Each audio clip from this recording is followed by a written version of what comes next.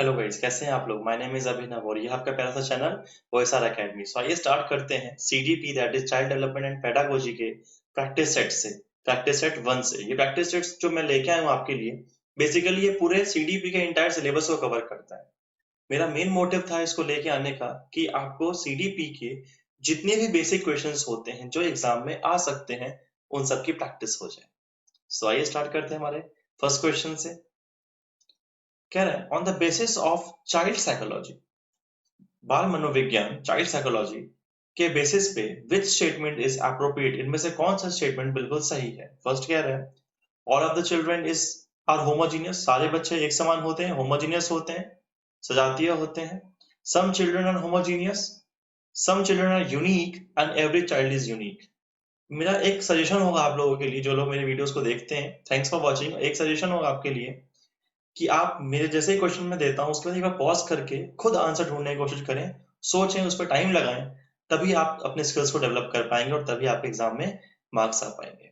सो की बाकी मैं तो क्वेश्चन आंसर बताऊंगा ही। तो कह रहे हैं इनमें से कौन सा स्टेटमेंट अप्रोप्रिएट है चाइल्ड साइकोलॉजी को लेके, कि सारे बच्चे एक जैसे होते हैं, सारे बच्चे, कुछ बच्चे एक जैसे होते हैं, कुछ बच्चे यूनिक होते हैं, या हर बच्चा यूनिक होता है, मतलब हर बच्चे में एक कुछ खास बात होती है जो सबसे अलग हो।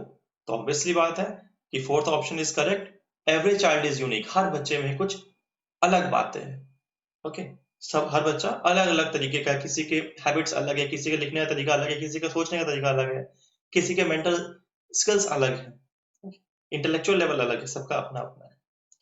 Now question number 2, an intelligent father has an intelligent child due to, एक इंटेलिजेंट बुद्धिमान पिता है तो उसका बेटा भी बुद्धिमान होगा क्यों, या उसका बेटा भी बुद्धिमान हुआ क्यों, हुआ ऐसा। नर्चर की वजह से, नर्चर मतलब पालन पोषण, जो पोषण होता है, कैसे किया आपने पालन पोषण, उसकी वजह से। न्यूट्रिशन की वजह से, क्या खाना खिलाया है, उसकी वजह से। स्कूल करिकुलम की वजह से, कि स्कूल में क्या पाठ्यक्रम है, स्कूल में कैसे पढ़ाया जा रहा है, इस चीज की वजह से। या फिर हेरिडिटी की वजह से, कि मतलब हेरिडिटी मतलब जैसे जो गुण उसके माँ बाप से आए उसको हेरिडिटी बोलते हैं, हेरिडिटी कैरेक्टर बोलते हैं। ये जीन फ्लो की वजह से आता है। मैंने आपको चैप्टर पढ़ा रखा है हेरिडिटी का, जो लोगों को नहीं समझ में आए वहां वीडियो रेफर कर लेना मेरी। ये तो प्रैक्टिस सेट है, इसमें तो मैं एक लिमिटेड डिस्कशन कर सकता हूँ, वहां मैंने पूरा चैप्टर पढ़ा रखा है आपके लिए। उसकी वीडियो भी चैनल पे अवेलेबल है और सब कुछ बिल्कुल फ्री है। सो क्या ये हेरिडिटी की वजह से होगा? हेरिडिटी में क्या होता है, माँ बाप के गुण बच्चे में आते हैं। तो क्या बुद्धिमान होना भी एक गुण है? तो बिल्कुल सही, इसका ऑप्शन नंबर 4 है, दैट इज हेरिडिटी, मतलब अनुवंशिकता, दैट इज हेरिडिटी की वजह से ही अगर पापा इंटेलिजेंट है तो बच्चे के इंटेलिजेंट होने के चांसेस बढ़ जाते हैं ना। क्वेश्चन नंबर 3 क्या कह रहा है, which statement about growth is correct, growth को लेके, वृद्धि को लेके इनमें से कौन सी स्टेटमेंट है जो बिल्कुल सही है। इन सब में से कौन सा स्टेटमेंट ग्रोथ को लेके बिल्कुल सही है। First, sharp growth rate is seen at the time of spurts in height, एक शार्प ग्रोथ कब दिखती है, जब उसके हाइट में बदलाव आए तब ग्रोथ का पता लगता है। Second, retarded physical development retard social development too, अगर फिजिकल डेवलपमेंट नहीं हुई तो उसकी सोशल डेवलपमेंट भी रुक जाएगी।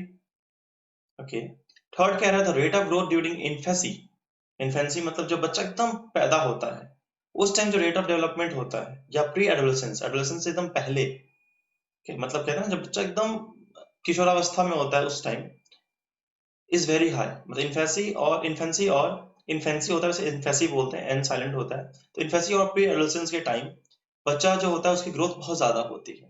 और फोर्थ बोल रहा है ऑल ऑफ द अबव, सारे सही है। सो ऑब्वियस सी बात है कि ये जो क्वेश्चन है थोड़ा सा टिपिकल होता है। अच्छा एक चीज और, कभी ऑल ऑफ द अबव दिखे तो ऐसा नहीं होता कि all of the above he answer होगा, ऐसा नहीं होता, हमेशा नहीं होता। कुछ बच्चों के मेरे पास कमेंट्स आए थे कि sir all of the above दिखेगा तो मतलब ऑब्वियस सी बात है सारे आंसर सही होंगे, बट ऐसा नहीं होता। मैक्सिमम केसेस में होते भी है, मैक्सिमम केसेस में जानबूझ के ऑल ऑफ द अबव देते हैं। So the correct answer is all of the above. इस केस में ऑल ऑफ द अबव है, हर जगह नहीं होगा।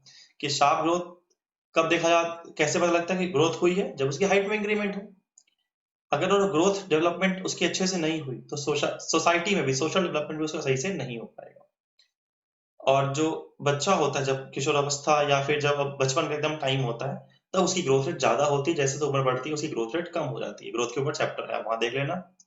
और ऑल ऑफ द अबव तीनों सही है, यानी कि चारों सही है, चारों इन द सेंस की तीनों सही है, इसलिए fourth option all of the above ही होगा। सो ऑप्शन नंबर 4 होगा इसका, ऑल ऑफ द अबव, उपयुक्त सभी। ओके, एक बार खुद से सोचना पहले, तब मेरा आंसर देखना।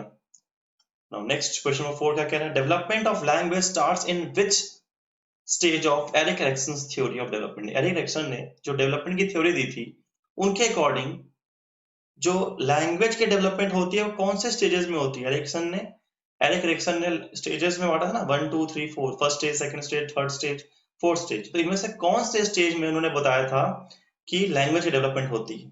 फिर से एरिक एरिक्सन की थ्योरी मैंने समझा रखी है वीडियोस में, तो आपको वहां देखना पड़ेगा। बाकी यहाँ मैं इस क्वेश्चन को डिस्कस कर सकता हूँ कि एरिक एरिक्सन की थ्योरी के अकॉर्डिंग लैंग्वेज की डेवलपमेंट किस स्टेज में आके स्टार्ट हो जाती है। So the correct option is stage 3। ठीक है, जिसने पढ़ा होगा उसको एकदम अच्छे से आता होगा कि स्टेज 3 ही ऐसा होता है जिसमें लैंग्वेज डेवलपमेंट स्टार्ट हो जाती है। नेक्स्ट क्वेश्चन नंबर 5 क्या कह रहा है, अ 1 year old child is likely to learn something। एक साल का बच्चा हर चीज कुछ सीखना चाहता है in the zone of proximal development, अपने प्रॉक्सिमल डेवलपमेंट के जोन में कुछ सीखना चाहता है। तो कैसे, कब, जब पेरेंट्स एंड और दूसरे इंटरफेयर ना करें, when parents, if parents or others do not interfere। Second, the task is more difficult than the child can do alone, जब टास्क इतना डिफिकल्ट हो कि बच्चा अकेले ना कर सके। Third, the child has mastered the skills necessary, जब बच्चे ने अपने स्किल्स जो जरूरत की स्किल्स है उसको मास्टर कर रखा हो उसमें। और fourth, the child needs little और नो हेल्प फ्रॉम एनीबॉडी, जब बच्चे को थोड़ा बहुत या बिल्कुल हेल्प नहीं चाहिए किसी और से। तो जल्दी बताइए मुझे क्वेश्चन 5 का ऑप्शन आंसर क्या हो सकता है, वो सोच के रखिए क्वेश्चन 5 का क्या हो सकता है। सो मैं बता देता हूँ आपको, सोच लिया आपने, अब मैं बताता हूँ। The best option is option number 2, the task is more difficult than the child can do alone, कि जब बच्चे के लिए वो टास्क बहुत डिफिकल्ट हो जाता है खुद करने, खुद वो नहीं कर सकता, तब वो प्रॉक्सिमल डेवलपमेंट के जोन में आ जाता है, जाके तब सीखता है। ठीक है, सो जब टास्क कठिन है, जितना बच्चा अकेला कर सकता है। ठीक है, next question, question number 6, Montessori education is basically for, ये आप लोग मैक्सिमम लोगों को पता होगा कि मॉन्टेसरी एजुकेशन क्यों होता है, मॉन्टेसरी में छोटे बच्चे पढ़ते हैं, क्यों, बेसिकली किसके लिए होता है, वुमेन्स एजुकेशन, वुमेन्स के लिए। Second, teenage education, teenage children के लिए, जैसे मतलब छोटे बच्चे होते हैं, किशोरावस्था में जो होते हैं वो टीनेजर्स बोलते हैं। ओल्डर स्टूडेंट्स, पुराने छात्र, और बेटर है यहाँ पे ओल्डर भी हो सकता है और it can be Elder also, तो इट डिपेंड्स, ओल्डर भी ठीक है, एल्डर भी ठीक है, ज्यादा बेटर है एल्डर वर्ड, कि बड़े बच्चों के लिए, या यंग चिल्ड्रन जो यंग होते हैं। सो सोचिए जरा क्या हो सकता है। Okay, the best option is option number 4, young children, young बच्चों के लिए होता है मॉन्टेसरी एजुकेशन। मॉन्टेसरी में सिर्फ यंगस्टर्स जाते हैं, उसके बाद फिर उस स्टेजेस के लिए फिर प्राइमरी सेकेंडरी एजुकेशन के लिए मॉन्टेसरी नहीं होता। Next, which question number 7, which of the following observations supports Howard Gardner's theory। Howard Gardner's की थ्योरी को कौन से इनमें से ऑब्जर्वेशन सपोर्ट करती है। हावर्ड गार्डनर्स की थ्योरी क्या थी, मल्टीपल इंटेलिजेंस की जो थ्योरी थी, उसमें उसको कौन से इनमें से जो ऑब्जर्वेशंस हैं, 4 ऑप्शंस हैं जो उसको सपोर्ट कर रहे हैं। First, different intelligence are hierarchical in nature, अलग अलग टाइप की इंटेलिजेंस हियरार्किकल होता है। हियरार्किकल मतलब जिसमें हम ब्रांचेस बना सकें, जिसको हम डिफाइन कर सकें, एक कहते हैं ना कि बना सके कि अच्छा इसके बाद ये, इसके बाद ये, एक हियरार्की बनाना। हियरार्की में क्या होता है, जिसमें हम एक चेन बना देते हैं कि अच्छा ये चीज इससे है, ये चीज इससे है, ये चीज इससे है। तो different intelligence are hierarchical in nature। Second, teachers should follow one specific theory of educational innovation at a time of designing instruction। जब टीचर इंस्ट्रक्शन डिजाइन कर रहा हो तो उसको एक ही थ्योरी की तरफ फोकस करना चाहिए। Third, damage to one part of the brain affects only a particular ability, sparing others. जब किसी एक पार्ट के ब्रेन की एक पार्ट में कोई प्रॉब्लम होती है तो वो उसी पार्ट को लेके प्रॉब्लम क्रिएट करता है, बाकी को छोड़ देता है। Fourth, intelligence is an interaction of analytical, creative and physical intelligence. Intelligence क्या है, इंटरैक्शन है किस चीज का, एनालिटिकल जिसमें एनालिसिस करते हैं हम, क्रिएटिव होना, और प्रैक्टिकल इंटेलिजेंस, इन तीनों का क्या है, इंटरैक्शन है एक दूसरे के साथ। सो क्वेश्चन नंबर 7 का बेस्ट ऑप्शन है जो होगा वो होगा ऑप्शन नंबर 3, कि damage to one part of the brain, brain के किसी एक पार्ट में अगर डैमेज हो गया तो वो सिर्फ उसी पार्ट के पर्टिकुलर चीजों को नुकसान पहुंचाएगा, बाकी को छोड़ देगा। So question number 3 is correct, कि मतलब हावर्ड गार्डनर की थ्योरी जो है मल्टीपल इंटेलिजेंस के ऊपर, उसमें थर्ड पॉइंट जो है उसको सपोर्ट करता है। Next question, question number 8, which one of the following is an educational factor affecting language development? इनमें से कौन सा ऐसा एजुकेशनल फैक्टर है जो लैंग्वेज के डेवलपमेंट को मतलब अफेक्ट कर रहा है, असर पहुंचा रहा है, प्रभावित कर रहा है? Listening to correct language being spoken, सही सही लैंग्वेज बोला जाए, जो सही लैंग्वेज बोला जा रहा है उसको सुनना।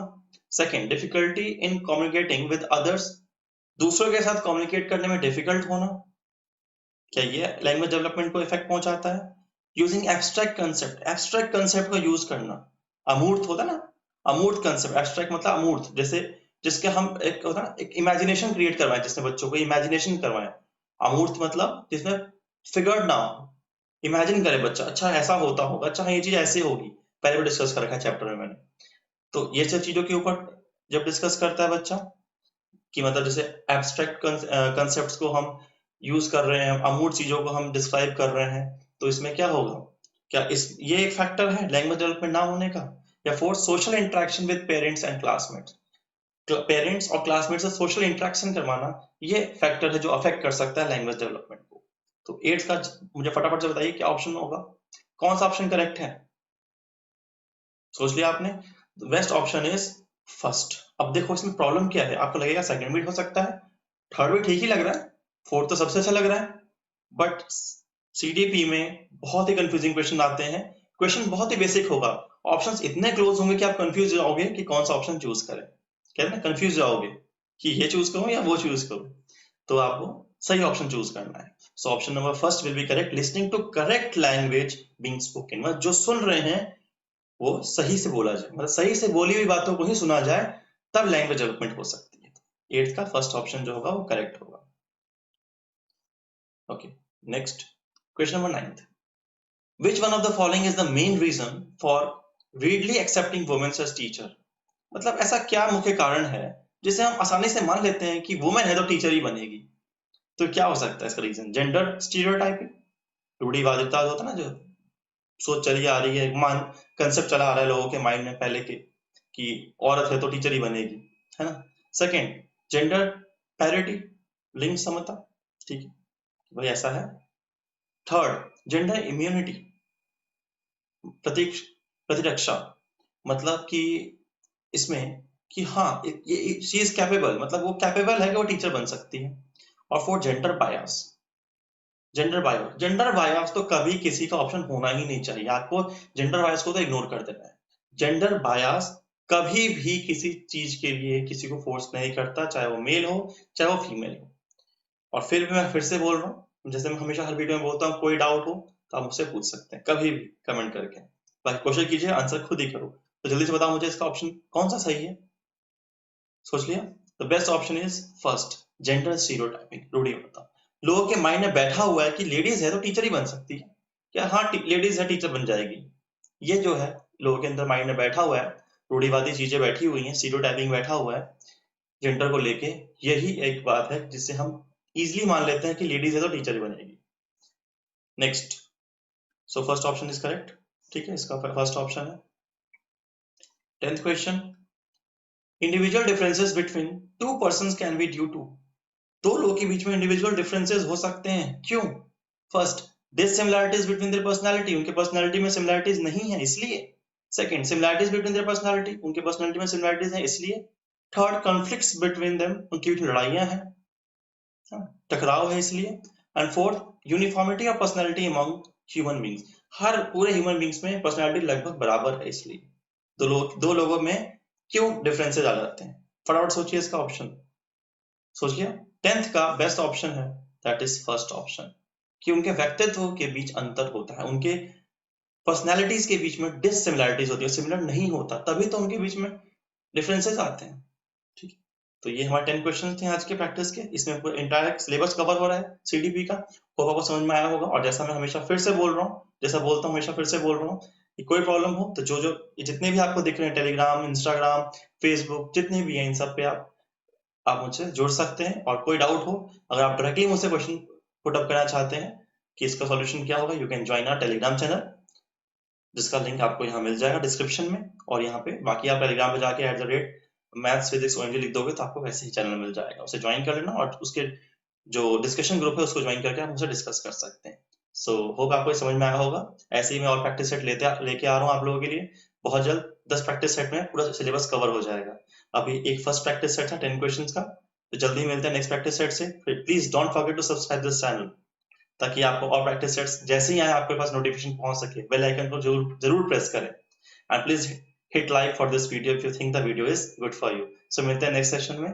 See you, bye.